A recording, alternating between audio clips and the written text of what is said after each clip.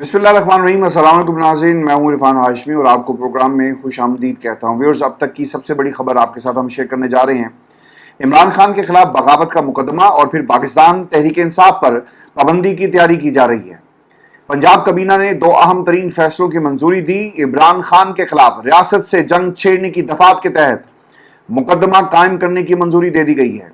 Section 121، 121 اے، 153 اے اور 131 کا اطلاق ہوگا۔ عمران خان نے پارٹی رہنماؤں کو ملک مخالف بیانیے کا ٹاسک دیا۔ یہ الزام ہے عمران خان کے اوپر۔ وہ لیڈر جو جیل کے اندر ہے، ڈیل نہیں کرتا، بات نہیں مانتا، پاکستان کی عوام کی خاطر عوامی مینڈیٹ جس کو پاکستان کی عوام نے دیا، اس مینڈیٹ کا تقاضا ہے کہ ڈیل نہیں کرنی بھائی، نہ ہی مذاکرات کرنے ہیں، بلکہ جیل کاٹنی ہے اور پاکستان کی عدالتوں کے ذریعے سرخرو ہو کر عوام کی عدالت میں جانا ہے اور اپنے ساتھ جتنی بھی زیادتیاں کی گئی اس کا ازالہ کروانا ہے۔ بیرسٹر گوہر نے الزام یہ لگایا کہ بیرسٹر گوہر نے عمران خان سے مشاورت کے بعد مشرقی پاکستان کی بات دہرائی۔ جی ٹی وی کے ایک رپورٹر ہیں رئیس احمد، ان کی درخواست پر عمران خان کے خلاف بغاوت کا مقدمہ درج کرنے کی سفارش کی گئی ہے۔ الزام مزید یہ بھی عائد کیا گیا کہ عمران خان نے فوج اور عدلیہ کے اعلیٰ افسران کے خلاف الزامات لگائے۔ الزامات کا مقصد اپنے کارکنان کو اداروں کے خلاف اکسانا تھا۔ پاکستان تحریک انصاف پر پابندی کی منظوری دی گئی ہے اور یہ پابندی پنجاب کابینہ نے پی ٹی آئی کو غیر قانونی تنظیم قرار دینے کی ایک اسمبلی بھی منظور کی ہے۔ لیکن اس سے پہلے ویورز میں آپ کو ایک بات بتا دوں کہ آپ جتنی بھی دفعات عمران خان پر لگا لیں، لیکن آپ پاکستان کی تاریخ کو اور حقائق کو مسخ نہیں کر سکتے۔ اور میں آپ کو اس غلطی کی جو پنجاب حکومت نے کی اور پاکستان کی اسٹیبلشمنٹ کے کہنے پر کی گئی، اس کا خمیازہ اور اس غلطی کا انجام آپ کو بھگتنا پڑے گا، کیونکہ یاد رکھیے گا جب یہ مقدمہ کسی بھی عدالت میں جائے گا وہاں پر کیا سوال ہوگا کہ عمران خان نے کیا کہا۔ بتایا جائے گا کہ پاکستان کے سب سے مقبول لیڈر نے مشرقی پاکستان کی مثال دی، وہاں پر فوج اور پھر دیگر عوامل ایسے کون سے تھے کہ مشرقی پاکستان ہم سے جدا ہو گیا، یہی ہے نا الزام۔ اور 1971 کے حالات کا عمران خان نے کمپیریزن کیا آج کے حالات کے ساتھ، یہی الزام عمران خان پر لگایا جائے گا۔ عدالت پھر یہ آپ سے یہ کہے گی، یاد رکھیے گا، عدالت نے سوال کرنا ہے کہ اچھا ٹھیک ہے، جو حمود الرحمان کمیشن رپورٹ ہے اسے آپ لے کر آئیں، اور ہمیں یہ دیکھنا ہے کہ اس رپورٹ کے اندر ایسا کیا لکھا گیا، کیونکہ عمران خان بار بار اس کمیشن کی رپورٹ کا حوالہ دیتے ہیں۔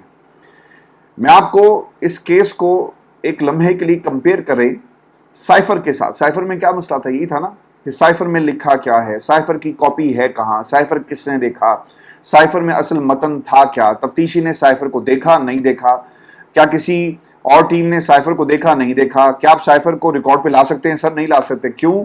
یہ سیکریسی کا معاملہ ہے۔ حالات ہمارے دوسرے ممالک کے ساتھ اور جو ہماری سیکریسی جس طرح سے ڈپلومیٹک چینلز ہم کام کرتے ہیں، یہ دنیا کو پتہ چل جائے گا، لہٰذا ہم آپ کو دکھا نہیں سکتے، اور جس کو دکھایا جائے گا اس پر مقدمہ ہوگا۔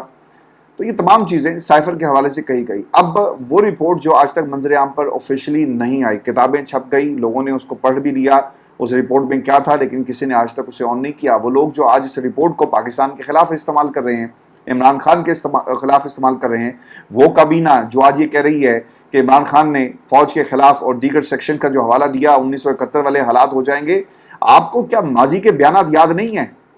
یہ خواجہ سعد رفیقی تھے جنہوں نے مشرقی پاکستان کے حوالے سے ٹویٹس کی۔ احسن اقبال کی ٹویٹس آج بھی ان کے ٹویٹر اکاؤنٹ کے اوپر موجود ہیں۔ نواز شریف صاحب نے کہا کہ ایسا حمود الرحمان کمیشن رپورٹ میں کیا غلط ہے بھائی؟ جو کچھ کہا اس کے اوپر آپ کیوں عمل نہیں کرتے؟ کیوں روٹ کوز جو تھی اسے آپ نے نہیں پکڑا؟ وجہ کیا ہے؟ کیوں ان لوگوں کے ہاتھ نہیں روکتے جو جمہوریت کے اوپر شب خون مارتے ہیں؟ یہ کون کہہ رہا ہے؟ یہ باؤ جی کہہ رہے ہیں۔ اور آج اسی باؤ جی کی بیٹی اور اسی بیٹی کی کابینہ عمران خان کے خلاف 1971 والا یہ جو معاملہ ہے، اس پر آپ عمران خان کے خلاف کارروائی کرنے جا رہے ہیں۔ کبھی کسی نے یہ سوال نہیں کیا کہ وہ عوامل کیا تھے کہ ہمارا ملک ہم سے جدا ہو گیا، پاکستان ٹوٹ گیا؟ کسی نے یہ سوال نہیں کیا، لیکن جو اس پر بات کرتا ہے آپ اسے غدار وطن قرار دیں۔ پاکستان کی عدالتیں آپ سے سوال کریں گی، آپ یہ کوشش کر کے دیکھ لیں، اس کیس کا حال بھی سائفر جیسا ہوگا، بلکہ اس سے بدتر ہوگا۔ جب یہ معاملہ عدالت میں جائے گا، عدالت یہ ضرور پوچھے گی کہ عمران خان نے ایسا کیا کہہ دیا جو اس رپورٹ کے اندر تھا، اور پھر یہ بھی سوال ہوگا کہ وہ رپورٹ ہے کہاں پر، اس کو لے کر آئیں، اور یہ رپورٹ جو عمران خان بات کر رہے ہیں اسے کمپیئر کیا جائے، کیا واقعی ایسی باتیں اس رپورٹ کے اندر موجود ہیں؟ تو کیا کسی میں اتنی جرت ہے، کیا اتنا دم خم ہے کہ ریاست سے اور پاکستان کی اسٹیبلشمنٹ سے پنگا لے کر اس رپورٹ کو آپ جاری کریں. پچھلے سنس 1971 اور پھر جو حالات اور جب سے یہ حمود الرحمان کمیشن رپورٹ آئی ہے, کسی میں سرکار اتنی ہمت نہیں تھی کہ اس رپورٹ کو پبلک کیا جاتا, آفیشیلی آن کیا جاتا, اور وہ کاپیز جو اس وقت پاکستان میں مارکیٹ کے اندر موجود ہیں کوئی یہی کہہ دے کہ جناب یہ سچ تھا. دوسری چیز, پاکستان تحریک انصاف پر پابندی کی منظوری. پنجاب کابینہ نے پی ٹی آئی کو غیر قانونی تنظیم قرار دینے کی سمری منظور کر لی ہے. اچھا, اس کے پیچھے نا پہلے تو میں آپ کو خبر بتا دیتا ہوں, اور اس کے پیچھے بریک واردات کیوں ڈالی جا رہی ہے. آپ نے مخصوص نشستوں کے کیس کو ذہن میں رکھنا ہے, لیکن اس سے پہلے کرمنل لا امینڈمنٹ 1908 کے سیکشن 17 کے مطابق غیر قانونی جماعت کا حصہ ہونے یا اس کی ترویج کرنے کی 3 سال تک سزا اور جرمانہ عائد ہو سکتا ہے. عمران خان کو کتنی سزا ہو سکتی ہے؟ دفعہ 121 اس شخص کے خلاف لگائی جاتی ہے جو پاکستان کے خلاف جنگ کرے یا پھر جنگ کرنے میں معاونت کرے. عمومی طور پر دہشت گردوں کے خلاف استعمال ہوتی ہے. اس کی سزا عمر قید کے سزائے موت تک ہو سکتی ہے. دفعہ 153 میں ریاست کے خلاف اشتعال دلانہ شامل ہے. اس میں کم از کم 1 سال تک کی سزا ہو سکتی ہے اور سزا کے ساتھ جرمانہ بھی کیا جا سکتا ہے. دفعہ 131 فوج کے خلاف مقاومت میں اعانت کرنا, اس میں عمر قید تک کی سزا ہو سکتی ہے. عدت کیس کے بارے میں ویورز آپ کو آگے چل کر بتاؤں گا, لیکن اس سے پہلے اب اس کے پیچھے جو بریک واردات کیسے ڈالی گئی. آپ نے یاد رکھنا ہے مخصوص نشستوں کا کیس, جس میں 7 جج ایسے ہیں جو بار بار یہ بات کر رہے ہیں کہ بلے کا نشان کیوں واپس لیا گیا. پاکستان تحریک انصاف ایک جماعت تھی, آپ نے بلے کا نشان واپس لینے کے فیصلے کی غلط تشریح کی اور اس کا خمیازہ پاکستان کی عوام کو بھگتنا پڑا. ایک جماعت کو آپ نے کلعدم کر دیا, ایک جماعت کو ختم کر دیا, اس کا وجود جو ہے وہ خطرے میں ڈال دیا. یہ تمام باتیں ہو رہی ہیں, اور اب یہ وائب سپریم کورٹ پاکستان سے آ رہی ہیں کہ یہ فیصلہ عمران خان کے حق میں آئے گا اور ان کی جماعت کو ری انسٹیٹ کر کے فیصلے جو آنے کی اس وقت جو ہمیں شواہد اور جو ریمارکس بتا رہے ہیں اس سے پتہ یہ چلتا ہے کہ فیصلہ عمران خان اور پی ٹی آئی کے حق میں اگر آ گیا, ان کو خطرہ یہ ہے, تو پھر پی ٹی آئی پارلیمان کے اندر ایکٹیو بھی ہو جائے گی, اس کو نشستیں بھی مل جائیں گی, اور پھر جو غلطیاں ہیں ان کو سپریم کورٹ پاکستان توثیق نہیں کرے گی, بلکہ 7-6 سے فیصلہ آ کر عمران خان کے حق میں, پی ٹی آئی کے حق میں بلے کا نشان واپس ہونے کے چانسز بھی ہیں. اس لیے انہوں نے کارروائی یہ ڈال دی کہ اس سے پہلے کہ سپریم کورٹ کوئی فیصلہ دے, ہم اپنا جو کارنامہ ہے وہ سر انجام دیں اور پاکستان تحریک انصاف پر پابندی لگا دیں. اور پھر ایک اور کیس ہوگا عدالتوں میں, آپ جائیں گے, عدالتوں میں سزا ہوگی, پھر اس پر اپیل ہوگی, پھر ہم مزید عمران خان کو 6 مہینے اس سال کے لیے اندر رکھنے کی ایک بھرپور پوزیشن میں ہوں گے. تو اس لیے پی ٹی آئی کے خلاف یہ پابندی کا معاملہ جو ہے وہ کھڑا ہوا. لیکن یاد رکھیے گا, پاکستان سے باہر پوری دنیا یہ کہہ رہی ہے کہ تم جھوٹے ہو, تم نے عمران خان کے خلاف جھوٹے مقدمات بنائے, عمران خان کے خلاف منمانی فیصلوں کے ذریعے عمران خان کو سیاست سے مائنس کیا گیا. اور اگر کوئی یہ کہے کہ اون چودھری جیسے لوگ کہ کہیں کہ زلفی بخاری نے خط لکھا, یار پھر تو یہ بہت تگڑے لوگ ہیں, پھر تو ان لوگوں کو خط لکھنا چاہیے. اقوام متحدہ کو بھی کشمیر کے حوالے سے اور امریکہ کے حوالے سے بھی, اگر اقوام متحدہ ان کی بات مانتا ہے اور اگر امریکہ ان لوگوں کی بات مانتا ہے اور وہ اپنی عقل نہیں لڑا رہا, یہ جو جتنے بھی ہاؤس آف ریپرزینٹیٹیو کے لوگ تھے, اگر انہوں نے اپنی عقل لڑاتے ہوئے یہ مطالبہ اور قرارداد پیش نہیں کی, تو پھر پی ٹی آئی کو فوری طور پر اقتدار میں لائیں. یہ بہترین موقع ہے پاکستان کے لیے. ایک تو جو پاکستان کے امریکہ کے ساتھ معاملات ہیں وہ ایک کچھ ہی وقت میں وہ ٹھیک ہو جائیں گے, کیونکہ پی ٹی آئی بھرپور پوزیشن میں ہے امریکہ کو قائل کرنے کے حوالے سے. اگر ان کی بات لابنگ کے ذریعے اگر پوری ہوتی ہے تو پھر تو ہمارے سارے مسئلے حل ہو جائیں گے. تو پھر آپ کیوں دشمن پاکستان کے ساتھ کر رہے ہیں, اور اس دشمنی سے پیچھے ہٹیں, پی ٹی آئی کو اقتدار میں لائیں, کیونکہ پی ٹی آئی کے لوگ زبردست قسم کی لابنگ کرتے ہیں. یہ اقوام متحدہ کو بھی بنا لیتے ہیں, اور یہ اس کے ساتھ ساتھ امریکہ میں بھی ایوان نمائندگان کے لوگوں کو بھی, یعنی پوری کے پورے ہاؤس کو بھی منانے کی بھرپور صلاحیت رکھتے ہیں. تو سرکار پھر تو آپ کے سارے مسئلے حل ہو گئے. ہم کیوں امریکہ سے کشکول لے کر اور پھر امریکہ سے مختلف چینلز کے ذریعے بات کرنے کی کوشش کرتے ہیں؟ P T I is the only way forward. اگر میں آپ کی بات کو تسلیم کر لوں کہ یہ سب کچھ امریکہ پی ٹی آئی کے لوگوں کے کہنے پر کر رہا ہے. ویورز, عدت کیس ختم. اب اس سوال کا جواب بھی میں آپ کے سامنے رکھ دیتا ہوں. اس مقدمے کا مطلب یہ ہے کہ عمران خان کے خلاف عدت کیس ختم ہونے والا ہے. اب ہر حال میں اس کیس میں عمران خان کو گرفتار کیا جائے گا. انہیں ٹرائل لمبا چلانا ہے, اور عدت کیس کیونکہ زیادہ دیر نہیں چلے گا, 12 جولائی تک غالباً اس کی تاریخ بھی آ گئی ہے, تو اس لیے اب ایک نئے مقدمے کی باقاعدہ طور پر تیاری کی جا رہی ہے. عدت کیس کا فیصلہ خاور مانی کا جھوٹا کیسے ثابت ہوا؟ اسلام آباد کے ڈسٹرکٹ اینڈ سیشن جج افضل مجوکا نے عمران خان اور بشرا بی بی کی عدت کیس میں سزا کے خلاف اپیلوں پر سماعت کی، جس میں عمران خان اور ان کی اہلیہ کے وکلاء نے دلائل دیے۔ سلمان اکرم راجہ کے دلائل کیا ہیں میں آپ کے سامنے رکھ دیتا ہوں، کیونکہ پاکستان کا میڈیا ہمیشہ کی طرح ان کیسز کو رپورٹ ڈیٹیل نہیں کر رہا، اور جو عدالت میں بات کہی جاتی ہے وہ سامنے نہیں آتی۔ شکایت کنندہ کی جانب سے صرف ایک بیان دیا گیا کہ کوئی ثبوت موجود نہیں۔ ویڈیو کلپ میں خاور مانیکا واضح کہہ رہے ہیں کہ میری سابقہ اہلیہ پاک خاتون ہے، مگر عدالت کے سامنے وہ غلط بیانی کرتے ہیں۔ ٹرائل کورٹ کا فیصلہ قانون کے مطابق نہیں ہے۔ سورہ بقرہ کے مطابق عدت کا دورانیہ 90 دن نہیں ہے۔ عدت مکمل ہونے کے مختلف حوالہ جات موجود ہیں۔ حتمی ججمنٹ سپریم کورٹ کی ہی تصور ہوگی۔ ٹرائل کورٹ کی جانب سے سپریم کورٹ کے شریعت ایپلیٹ بینچ کا حصہ نہیں دیکھا گیا۔ اس کیس میں فراڈ کس نے کس کے ساتھ کیا، اس بات سے آگاہ نہیں کیا گیا۔ اس کیس میں سب کچھ لطیف کے بیان پر منحصر ہے، یعنی ایک بیان وعدہ معاف گواہ ہے اسے کہیں، یا اس کا بیان جس کی بنیاد پر اس کیس کو بلڈ اپ کیا گیا۔ خاور مانیکا اور لطیف سمیت سارے گواہوں کے بیانات جھوٹ پر مبنی ہیں۔ بشرا بی بی کے وکیل سلمان صفدر کا کہنا تھا کہ میں سلمان اکرم راجہ کے عدت کے دورانیے پر دیے جانے والے دلائل کو اپناتا ہوں اور اس سے ایک لفظ آگے نہیں جاؤں گا۔ خوشی ہوئی کہ سلمان اکرم راجہ کے جس طرح سے انہوں نے کیس کا پوسٹ مارٹم کیا اور حقائق عدالت کے سامنے رکھے۔ جج افضل مجوکا نے یہ بھی کہا کہ 8 تاریخ تک کوشش کریں کیس مکمل ہو جائے۔ عدالت کے 12 جولائی تک ہر حال میں فیصلہ کیونکہ انہوں نے سنانا ہے۔ بعد ازاں عدالت نے اپیلوں پر مزید سماعت 8 جولائی تک ملتوی کر دی ہے۔ اب بیرسٹر گوہر اور سلمان اکرم راجہ نے کورٹ کے باہر کیا گفتگو کی وہ بھی میں آپ کو بتا دیتا ہوں۔ وہ یہ کہتے ہیں بیرسٹر گوہر کہ پاکستان کی تاریخ میں یہ پہلا کیس عدت کا آیا جس میں عمران خان کمپرومائز نہیں ہوں گے۔ یہ کیس عمران خان پر پریشر ڈالنے کے لیے کیا گیا۔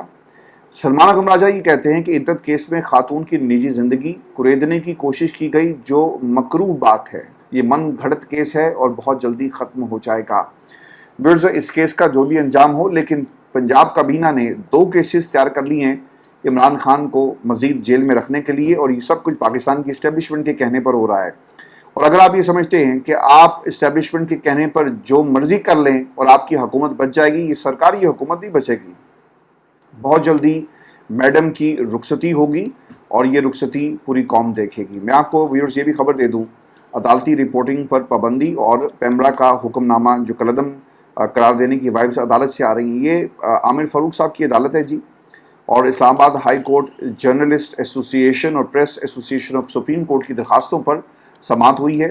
اسلام آباد بار کونسل عادل عزیز قاضی، سینئر وکیل اس کے ساتھ ساتھ اظہر صدیق صاحب بھی عدالت میں پیش ہوئے، اور اسلام آباد ہائی کورٹ بار ایسوسی ایشن کے صدر ریاست علی آزاد بھی عدالت میں پیش ہوئے۔ چیف جسٹس نے اہم ریمارکس دیے جس میں کہا کہ ایسا کیا رپورٹ ہوا تھا، عدالت کو بتایا جائے کہ آپ کو اس طرح کے آرڈر جاری کرنا پڑا اور آپ سیدھا پابندی پر چلے گئے۔ سرکار، زمانہ تبدیل ہو چکا ہے، چیزیں تبدیل ہو چکی ہیں، ہمیں ان چیزوں کے ساتھ خود کو ڈھالنا ہوگا۔ یعنی وہ کہنا یہ چاہ رہے تھے کہ جو رپورٹنگ ہے نا، یہ آزاد ہے۔ اگر آپ کسی پر الزام لگاتے ہیں اس کا ایک طریقہ کار موجود ہے قانون کے اندر، اور اس طریقہ کار کو اپنایا جائے۔ آپ عدالت کا دروازہ کھٹکھٹائیں، ڈیفیمیشن لاز موجود ہیں۔ اگر کسی نے کسی کے بارے میں جھوٹ بولا ہے اور اس کے پاس ثبوت موجود نہیں ہے، تو آپ یہ حق رکھتے ہیں کہ آپ اس کے خلاف کارروائی کریں۔ اسلام آباد ہائی کورٹ کی بات کروں تو اس پر عامر فاروق صاحب یہ کہتے ہیں کہ ایسا کچھ نہیں کہ غلط رپورٹنگ ہوئی ہے۔ کل میں نے جو کہا وہ بالکل درست رپورٹ ہوا۔ میں نے ہر سیاسی جماعت کے رہنماؤں کے کیس سنے، لیکن کوئی ایک کیس ایسا نہیں جو مس رپورٹ ہوا ہو۔ ہم نے کبھی ایسا کچھ نہیں دیکھا۔ یہ کہنا پڑے گا کہ میں نے کبھی بھی ایسا نہیں دیکھا جیسا آپ نے اس پورے کیس کے اندر، یعنی عدالتی رپورٹنگ پر پابندی لگا کر یہ سارے کا سارا کھیل جو ہے وہ کھیلا ہے۔ اگر کہیں غلط رپورٹنگ ہوئی ہے تو اس کے لیے بھی طریقہ کار موجود ہے۔ سوال یہ ہے کہ بات پابندی کی طرف کیوں گئی؟ آپ کے سامنے کوئی کمپلیٹ نہیں آئی ہوتی تو آپ یہاں اس کو پیش کر دیں۔ اسلام آباد ہائی کورٹ نے ایسی کوئی شکایت نہیں بھیجی کہ غلط رپورٹنگ ہوئی ہے۔ کل ہم نے گھنٹوں سماعت کی، لیکن سماعت کا حکم نامہ 4 سطروں پر مشتمل تھا۔ جو عدالتی آبزرویشن ہے وہ بھی رپورٹ ہو سکتی ہیں۔ آپ بتا دیں کہ غلط رپورٹنگ ہوئی اور پیمرا نے ایکشن لیا۔ زمانہ آگے جا رہا ہے، واپس مت جائیں، ہم بہت پیچھے رہ گئے۔ قانون قاعدے کے حساب سے آپ چلیں تو کوئی عدالت آپ کو نہیں روکے گی۔ عدالت نے فری کین کے دلائل مکمل ہونے پر فیصلہ محفوظ کر لیا جی، اور آئندہ ہفتے اب یہ فیصلہ سنایا جائے گا۔ میں ویورز آپ کو یہ بھی خبر دے دوں، یہ ایک بڑی خبر ہے، حمزہ شہباز کا حلقہ جی کھل گیا ہے، اور عدالت کی آبزرویشن بڑی زبردست تھی، کیونکہ دوسری طرف سے نہ فارم 45 آ رہا ہے اور نہ ہی کوئی دلیل آ رہی ہے، صرف وکیل آ رہے ہیں۔ حمزہ شہباز صاحب کا جو حلقہ کیسے کھلا ہے جی؟ لاہور ہائی کورٹ کے الیکشن ٹریبونل میں NA 118 سے حمزہ شہباز کی کامیابی کے خلاف دائر اپیل پر سماعت ہوئی۔ الیکشن ٹریبونل کے جسٹس انوار حسین نے سنی اتحاد کونسل کی رہنما عالیہ حمزہ کی درخواست پر سماعت کی۔ حمزہ شہباز کے وکیل نے درخواست کے قابل سماعت ہونے سے متعلق اعتراضات عائد کیے۔ جو اعتراضات اٹھائے گئے ہیں وہ ہیں کیا؟ متعلقہ دستاویزات اس کے ساتھ جی لگائی نہیں گئی، درخواست کے متعدد صفحوں پر دستخط بھی موجود نہیں ہیں، الیکشن ایکٹ کے تحت ان پٹیشنز کو دیوانی انداز میں چلایا جانا چاہیے۔ اس پر جسٹس انوار حسین نے جو ریمارکس دیے ویورز، یہ تاریخی ریمارکس تھے، اور وہ یہ کہتے ہیں کہ متعدد الیکشن پٹیشنز میں مشترکہ سوالات ہیں، ان کے جوابات چاہیے۔ کیا درخواست میں نوٹسز ہونے کے بعد اعتراض عائد ہو سکتا ہے؟ عام طور پر الیکشن ٹریبونل میں اعتراضات کی نوعیت معمولی ہوتی ہے۔ الیکشن ایکٹ کے تحت ٹریبونلز کا طریقہ کار پرفیکٹ بنایا گیا، لیکن یہ پرفیکٹ طریقہ کار پرفیکٹ نظام کے لیے ہے۔ بالکل ٹھیک کہا جسٹس صاحب نے، کیونکہ پاکستان میں تو پرفیکٹ نظام ہے ہی نہیں، اور قانون موجود ضرور ہوتا ہے لیکن اس پر جس طرح عمل ہونا چاہیے ویسا عمل نہیں کیا جاتا ہے۔ الیکشن کمیشن کی مثال ہمارے سامنے ہے، سپریم کورٹ پاکستان کا ایک فیصلہ آیا، لیکن انہوں نے اس کی غلط تشریح کر کے پاکستان تحریک انصاف کو نہ صرف بلے کے نشان سے محروم کیا، بلکہ انہیں پارلیمانی پارٹی کے جو پوزیشن تھی اس سے بھی محروم کر دیا۔ اور یہاں پر آئین کی غلط تشریح بار بار کی جاتی ہے، لیکن پرفیکٹ طریقہ کار پرفیکٹ نظام کے لیے ہے، یہ کہنا ہے جسٹس انوار حسین کا۔ جہاں پر ایک انتظامی ادارے پر ایک ہی نوعیت کے سنگین الزامات ہوں تو کیا ہمیں عمومی اعتراضات دیکھنے چاہیے؟ فلوریڈا والے الیکشن ہوں تو پھر اور بات ہے، وہاں ہم ایسے اعتراض دیکھ اور سن سکتے ہیں۔ یہاں ہر دوسرا الیکشن عدالت میں آتا ہے، اعتراض ہے کہ پٹیشنر پر دستخط نہیں کیے گئے، کیا جج سائن کرنا نہیں بھول جاتا؟ کیا پارلیمنٹیرینز نہیں بھول جاتے؟ لاہور ہائی کورٹ نے جی درخواست رواں ماہ کے آخری ہفتے تک ملتوی کر دی۔ بہت ہی اچھا ہوتا کہ حمزہ شہباز کے جو وکیل ہیں وہ ٹیکنیکل گراؤنڈز پر اسے ناک آؤٹ کرنے کی بجائے عدالت کے سامنے فارم 45 رکھیں اور بتایا جائے کہ دیکھیں یہ عالیہ حمزہ کا فارم 45 ہے، یہ حمزہ شہباز کا فارم 45 ہے، اور دونوں کے اندر ووٹ حمزہ شہباز کے زیادہ ہیں، لہٰذا انہیں جو وننگ کینڈیڈیٹ کے طور پر جو ہے وہ ڈکلیئر کیا جائے۔ لیکن یہاں پر ہو کیا رہا ہے؟ ٹیکنیکل گراؤنڈز، دیکھیں جی دستخط نہیں ہیں اور پٹیشنز کے اوپر سائن نہیں کیے گئے، جو دستاویزات چاہیے تھی وہ ریکارڈ کے ساتھ لگائی نہیں گئی۔ آپ ٹیکنیکل گراؤنڈز کے اوپر سماعت ملتوی شاید 1-2 ہفتوں کے لیے تو کروا لیں، لیکن الٹیمیٹلی آپ کو اس کا جواب دینا ہوگا۔ ویورز، مجھے ایسا لگ رہا ہے کہ جب نظام کے ٹھیکیداروں کے ہاتھ سے باہر نکلے گا نا، تو پھر یہ الیکشن پٹیشنز جو ہے نا یہ ایک بنیادی کردار ادا کریں گی، اور ان کے فیصلے اگر آ گئے، لگ نہیں رہا کہ فیصلے آئیں گے، لیکن اگر فیصلے آ گئے تو یہ ایک وجہ بنے گی اس نظام کے گرنے کی، اور تباہی اس نظام کی یہیں سے شروع ہوگی۔ اپنے کمنٹ ضرور بھیجیے گا، اور یہ جو پٹیشنز والا معاملہ ہے اس پر بھی اپنی رائے دیجیے گا۔ اجازت دیجیے، اللہ نگہبان۔